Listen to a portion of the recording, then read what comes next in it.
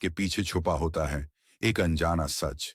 हर फुसफुसाती हवा में छुपी होती है कोई रहस्यमयी जादू, और हर खामोश आवाज के बीच बंधी होती है आत्माओं की कोई अनकही दास्तां। आप सुन रहे हैं आत्मा की राज, जहां अंधेरे की गहराइयों से उठती हैं वो कहानियां जो आपकी रूह को छू जाएंगी, जहां हर साये में छिपे हैं ऐसे राज जो सुनने वाले के होश उड़ा देंगे। तैयार हो जाइए उस रहस्यमय सफर के लिए जहां आत्माओं की आवाजें जागती हैं, जहां डर और सच्चाई के बीच की पतली सी रेखा पर चलना होगा, क्योंकि ये तो सिर्फ शुरुआत है आत्मा की राजा की। तो जुड़िए हमारे साथ और इस डरावने, रोमांचक और रहस्यमयी सफर का हिस्सा बन जाइए, क्योंकि यहां होती हैं वो बातें जो आपसे कहीं और नहीं सुनी जाएंगी। अब सुनिए आत्मा की राज। हवाओं में कोई ना कोई रहस्यमयी राज छुपी होती है। जब अंधेरा घना होता है और हवाओं में किसी अदृश्य ताकत की फुसफुसाहट तैरती है। राजस्थान के एक प्राचीन गांव भैरवपुर में दशहरे की रात पर्व उत्सव से ज्यादा डर और रहस्य से भरी मानी जाती थी। आज तक कोई नहीं जान पाया कि उस रात जंगल के पिछले हिस्से में कौन से तांत्रिक खेल और बला जन्म लेती है। लेकिन इस बार कोटा के एक साधारण परिवार का सामना खुद उस काली छाया से होने वाला है जो दशकों का बदला अभी तक पूरा करना चाहती है। कोटा के एक छोटे से मोहल्ले में शर्मा परिवार रहता था। इस परिवार में 4 लोग थे। रामकुमार शर्मा, उनकी पत्नी सुनीता, उनकी बेटी प्रिया और रामकुमार के छोटे भाई विशाल। दशहरे की रात को पूरा मोहल्ला उत्सव में डूबा था, पर शर्मा परिवार की दिल्ली से आई छुट्टियों की वजह से वे एक दूसरे के साथ ज्यादा वक्त बिता रहे थे। रामकुमार, जो कि एक शिक्षक थे, दिन भर स्कूल और घर के कामों में व्यस्त रहते। सुनीता गृहिणी थीं, जो अपने परिवार को संभालने के साथ साथ प्रिया की पढ़ाई का ध्यान रखती थीं। प्रिया कॉलेज की छात्रा थी जो शहर की नई तकनीकों में रुचि रखती थी और अक्सर घर में नए गैजेट लाती। विशाल युवक था, नौकरी की तलाश में था, पर यह रात उसने भी अपने परिवार के साथ शांतिपूर्ण बिताने का फैसला किया था। रात के 10 बजे के करीब, जहां मोहल्ले में पटाखों की गड़गड़ाहट से शोर था, शर्मा परिवार के घर में अचानक अजीब सी सनसनी फैल गई। प्रिया और सुनीता ने देखा कि घर के बाहर एक अजीब झलक थी, मानो कोई छाया धीरे धीरे घर की ओर बढ़ रही हो। रामकुमार और विशाल बाहर जाने लगे, लेकिन प्रिया ने हड़बड़ी से दरवाजा बंद कर दिया। उनके घर की खिड़की से मांझे हुए पेड़ों के बीच कहीं दूर जंगल की दिशा में एक धुंधली जलती हुई रोशनी दिख रही थी, मानो कोई उस ओर बुला रहा हो। शर्मा परिवार में तनाव बढ़ने लगा। रामकुमार और विशाल ने बाहर जाकर उस रोशनी की ओर जाने का फैसला किया। वे घर के पीछे के रास्ते से गए और धीरे धीरे उस जलती हुई जगह के करीब पहुंचे। वहां वही दृश्य था जो वे पहले देख चुके थे। अचानक जंगल के बीच से किसी अदृश्य शक्ति ने रामकुमार का हाथ पकड़ लिया। उसकी आवाज धीमी और रहस्यमय थी, "यहां से मत जाओ, ये तुम्हारा अंत होगा।" वहीं सुनीता और प्रिया डर के मारे घर में बंद थीं। वे मंदिर की मिठाइयों की थाली लिए भगवान की प्रार्थना कर रही थीं, लेकिन बेकरारी की वजह से दोनों बार बार खिड़की से बाहर झांकती रहीं। तभी दूर से धीरे धीरे उस काली डायन का साया बाहर आने लगा। उसके साथ कई भयानक प्रेत और परछाइयां थीं, जिनका चेहरा देखने वाला कांप उठता। वे सीधे शर्मा परिवार के घर की ओर बढ़ने लगे। रात बढ़ती गई। शर्मा परिवार को एहसास हो गया कि यह कोई सामान्य दशहरे की रात नहीं है। कोई अदृश्य ताकत उन्हें घेर रही थी और वे सब एक भयंकर रहस्य में फंसे जा रहे थे, जो दशहरे की रात के बाद कभी समाप्त नहीं होगा। रहस्यमय शक्ति की पकड़ तेज हो रही थी। रामकुमार ने अपने पहनावे से एक छोटी सी नाखून वाली चाकू निकाली, जिसे दादाजी ने भगवान की रक्षा के लिए भेंट किया था। वे जानते थे कि यह रात किसी जादू टोने की नहीं, बल्कि एक प्राचीन कर्म की रात थी। सुनीता ने मंदिर से लाई हुई दुर्गा मां की फोटो को रामकुमार की तरफ बढ़ा दिया और जोर से कहा, "यह हमारा अंत नहीं हो सकता, हमें लड़ना होगा।" प्रिया ने अपने मोबाइल की टॉर्च चालू की, लेकिन फोन तभी छूटा जब उस काली डायन की एक लोहा जैसी ठंडी आंखें सीधे उनकी तरफ टिकी हुई थीं। विशाल ने देखा कि बाहर से घर की दीवारों पर काले साया जैसे निशान गिर रहे थे।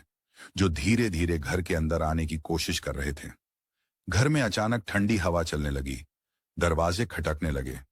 आखिरकार वे सभी एकजुट होकर घर की क्षणिक चौखट के पास खड़े हो गए। रामकुमार ने अपने शब्दों में देवताओं के नाम लिए और एक पुरानी मंत्रोच्चारण शुरू की।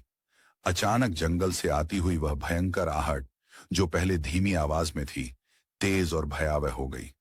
तभी दियों की जलती रोशनी में काले साए के ऊपर अचानक एक तेज रोशनी का गोला फटा, जिससे सारे बदरंग काले प्रेत भग गए।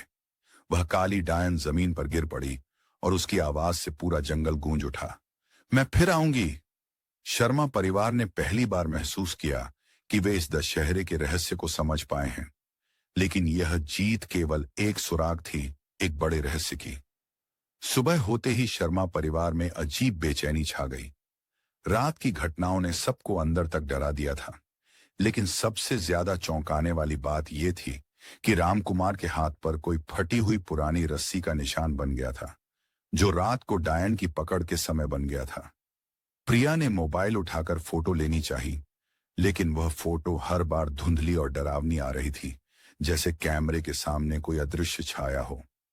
विशाल ने इंटरनेट पर उस निशान की खोज की तो पता लगा, ऐसे निशान उसी वृक्ष साधना का प्रतीक होते हैं, जिसमें किसी आत्मा को बांधने के लिए ये रस्सी जंगल में पंच तत्व के बीच बांधी जाती थी।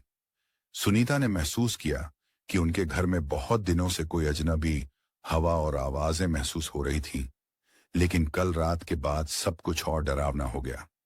रात में पुनः वही तेज हवा चलने लगी। घर के चारों कोनों में मिट्टी के दिए जलाए गए, फूलों और भगवान की तस्वीरें सजाई गईं, पर डर की उस ठंडी फिजा में सबको एहसास हो रहा था कि दशहरे की वह रात अभी गई नहीं थी। काली बला अब हर रात उनके सपनों में आने लगी थी। कभी प्रिया के कमरे में अजीब साया, कभी विशाल को जंगल की ओर घसीटती आवाज, तो कभी रामकुमार को तंत्र मंत्र सुनाई देना। एक दिन प्रिया ने ध्यान दिया, वही काली डायन की माला जो रामकुमार के बैग में पड़ी मिली थी, उसकी वजह से ही सब घर वाले बुरी ताकतों की चपेट में आ रहे थे। उस माला को मंदिर में भेजना था, मगर हर बार कोई अदृश्य शक्ति रोक देती थी। अब सवाल था, क्या शर्मा परिवार इस श्राप से बच पाएगा, या दशहरे की वह रात अब उनके जीवन का हिस्सा बन चुकी थी। हिस्से में लाल बिंदी और टूटी चूड़ियों को देखकर गांव के लोग और शर्मा परिवार सहम गए। सब लौट तो आए, लेकिन उस रात के बाद से गांव में एक अजीब सा माहौल बन गया। छोटे बच्चों की नींद में चीखें, घरों के बाहर झूलती लाल चुनरियां, और कभी कभी कुत्ते लगातार एक ही दिशा में घूर कर भौंकते रहते। प्रिया एक दिन अपने दोस्तों के साथ उसी जगह गई जहां वह बिंदी और चूड़ियां मिली थीं। जैसे ही उसने उस मिट्टी को खोदना शुरू किया, वहां से एक पुरानी सड़ी हुई गुड़िया निकली। उस गुड़िया पर उसी डायन जैसी माला और काला टीका बना था। तभी अचानक हवा एकदम ठंडी हो गई और गुड़िया के हाथ हिलने लगे। दोस्तों ने डर से उसे वहीं छोड़ दिया और भाग गए, लेकिन प्रिया की नजरें देर तक उस गुड़िया के निचले हिस्से पर रहीं, जहां एक कागज फंसा था। घर लौटकर प्रिया ने डरते डरते वह कागज निकाला। उसमें लिखा था, यह श्राप केवल माला के जलने से नहीं टूटेगा। जब तक जंगल की आत्मा को उसका न्याय नहीं मिलेगा, दशहरे की रात फिर लौटेगी। अब प्रिया और उसका परिवार उस पुराने रहस्य की खोज में जुट गया। एक पुरानी कहानी जिसमें कभी एक औरत पर अन्याय हुआ था और जिसकी आत्मा ने बदला लेने के लिए डायन का रूप ले लिया था। अब सच्चा मुक्ति तभी मिलेगी जब पूरा गांव उस औरत के अपराधियों को पहचान कर न्याय दिलाएगा। शर्मा परिवार और गांव अब इस रहस्य और पाप के प्रायश्चित की दिशा में आगे बढ़ रहा था, क्योंकि जब तक सच्चाई सामने न आए, दशहरे की रात का श्राप हर साल लौटता रहेगा। क्या शर्मा परिवार और गांव वाले सच तक पहुंच सकेंगे, या फिर दशहरे की रात हमेशा काली छाया की तरह उनके जीवन में डरी अंधेरी वापसी करती रहेगी? और आगे लिखो, अब शर्मा परिवार और गांव के कुछ बुजुर्गों ने पूरे गांव में पुरानी कथाएं और कहानियां खंगालनी शुरू कर दी। धीरे धीरे कुछ गुमनाम बुजुर्गों से पता चला कि दशकों पहले इसी गांव में एक नवविवाहित लड़की रत्ना के साथ नाइंसाफी हुई थी। उस पर डायन का झूठा आरोप लगाकर जंगल में तंत्र मंत्र के बहाने मार डाला गया। तब से उसकी आत्मा स्वाधीनता और न्याय की तलाश में भटक रही थी। प्रिया और विशाल ने ठान लिया कि वे रत्ना की आखिरी इच्छा जरूर पूरी करेंगे। पुराने रिकॉर्ड और मंदिर की ताखों में छिपी डायरियों को खंगालते हुए उन्हें पता चला कि जिन लोगों ने रत्ना के खिलाफ झूठी गवाही दी थी, उनका वंश आज भी गांव में मौजूद है।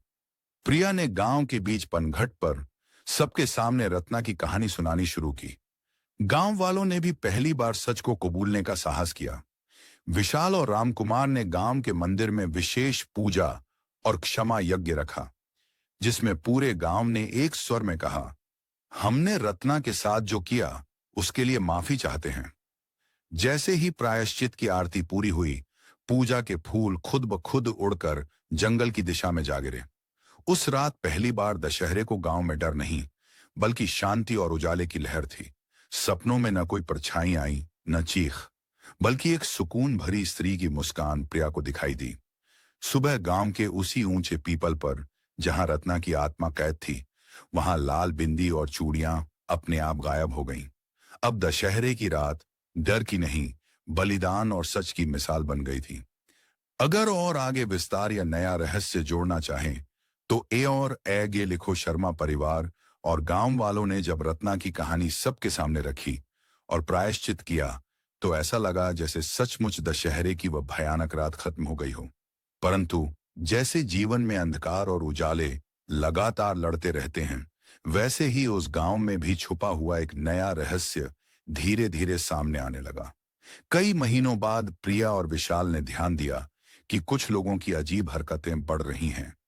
वे लोग जो प्राचीन तंत्र मंत्र और जंगल की घटनाओं से जुद्धे हुए थे, अचानक से गायब होने लगे।